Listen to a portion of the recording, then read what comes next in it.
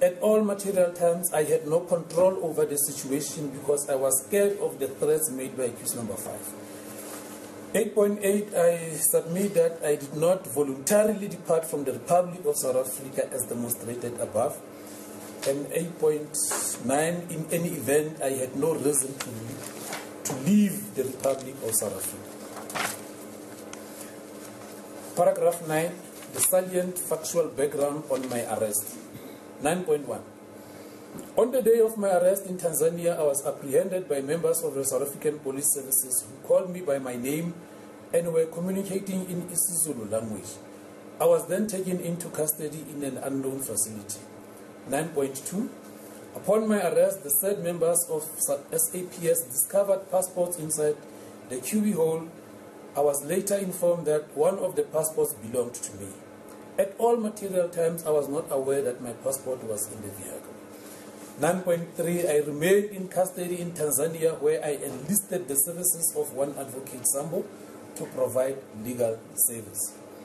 9.4, I was, however, taken to South Africa through methods which are currently being legally challenged. 9.5, I have been in custody at Biza Makhate Correctional Facility since 13 April 2023 to date. 9.6. As indicated, I have challenged the legalities of my apprehension and arrest in Tanzania by officials of South African Police Services and the Department of Home Affairs, as well as my subsequent unlawful return to the Republic of South Africa. 9.7. Albeit the application was unsuccessful, I have launched an application for leave to appeal at the Supreme Court of Appeal. 8. I initially reserved my right to launch bail application at an appropriate time. The said approach was informed by my fierce challenge of the illegal abduction and subsequent extradition disguised as deportation, by which the High Court confirmed to be so. Paragraph 10, the charges. 10.1, I have been informed that I am being charged with the following. 10.1, aiding, escape, concealing and harboring. 10.1.2, 2 counts of violating a body. And 10.1.3, 2 counts of fraud. It should read 2 counts of fraud and not fraud counts, my lady. Hello guys, and welcome back to the channel. Please don't forget to subscribe, comment, like, and of course share this video. Dr. Nandipha was back in court today, and she was there to apply for bail, you guys. Last week she released an official statement saying that she is being violated while in prison, and also stated that her incarceration was illegal.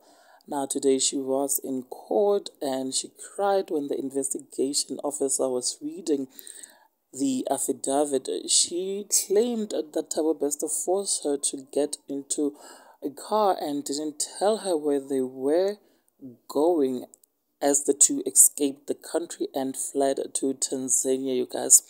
Now, this is what was read in the affidavit. The affidavit reads that Magudumana told authorities that she and Thabo Bester met in 2006 while they were studying at Wits. Bester was studying theology. She was doing medicine.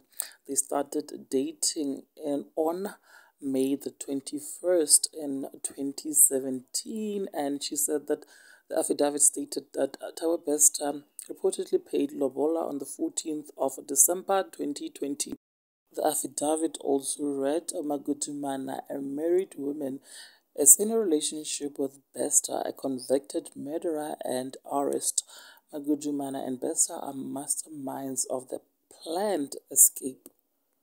The investigating officer says Magudumana abandoned her children, who are living with their father now.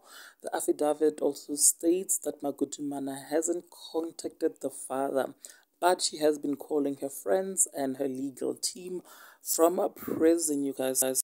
Dr. Nandipha Magudumana will return to court tomorrow on Wednesday, the 30th of August, 2023, where her bail hearing will presume. Now, there you have it, guys. Please do share your thoughts with me in the comment section. Also, subscribe if you haven't yet done so.